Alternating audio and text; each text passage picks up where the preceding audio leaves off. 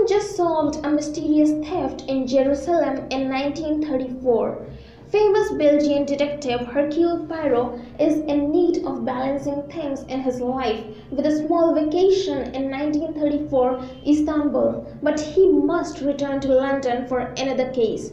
His friend Book, director of the simple and route Orient Express service, arranges a bunk for him aboard the train.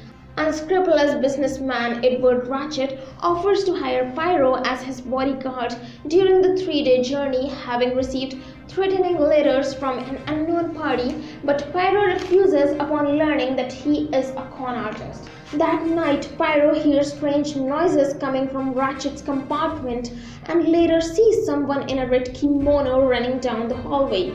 The train is forced to stop due to a snowdrift that has partially obstructed the tracks. The next morning, Poirot discovers Ratchet was murdered during the night after having been stabbed a dozen times. Poirot and Book investigate the other passengers as repairs begin.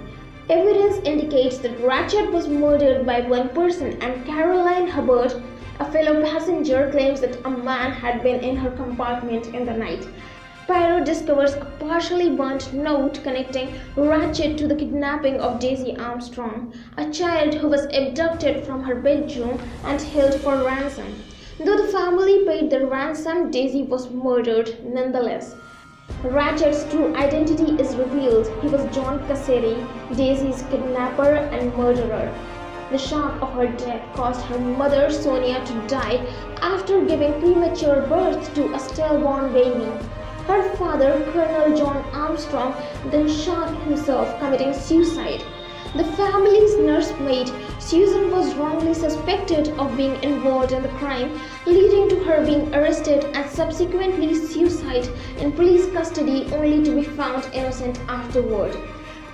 More evidence is found, including a blood-stained handkerchief and in Miss Hubbard's compartment the button of a conductor's uniform.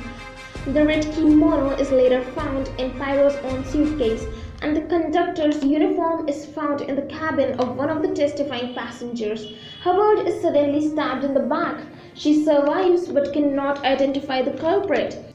Poirot discovers many of the passengers have direct connections to the Armstrong family and uncovers their hidden pasts.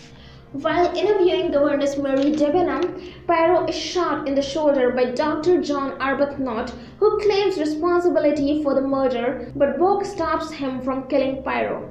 Poirot realizes that Arbuthnot, a medical doctor and former army sniper who never meant to kill him. Poirot confronts the suspects outside the train, offering two theories of how Casseri died. The first is simple but does not meet all of the facts. A murderer disguised as a conductor boarded the train at a previous stop, murdered Casseri, and fled at the stop as the train left. The second is more complex, with every single suspect connected to the Armstrongs. Susan or her trial in some way, they all had a motive against Casseri. Poirot remembers that they acted together. Hubbard is revealed to be Linda Arden, a former stage actress and aspiring director, and Sonia Armstrong's mother. Hubbard confirms the latter, admitting that she planned the murder and had recruited everyone else to help her. All the other passengers and the conductor, Pierre Michel, who was revealed to be Susan's brother, took turns stabbing Casseri. Mary wore the kimono and Arbuthnot stabbed Hubbard without endangering her life, to convince Poirot of a lone killer. Poirot challenges the passengers and Michel to shoot him with a confiscated gun, since he is the only one who can expose their plot. Book can lie, but Poirot, obsessed with truth and balance, cannot. Hubbard grabs the gun and tries to kill herself, but it is not loaded. Poirot wanted to see how the suspects would react. With the train back on track, Poirot concludes that justice is impossible in this case, as Casseri deserved death. For the first time, Poirot will have to live with a lie and imbalance.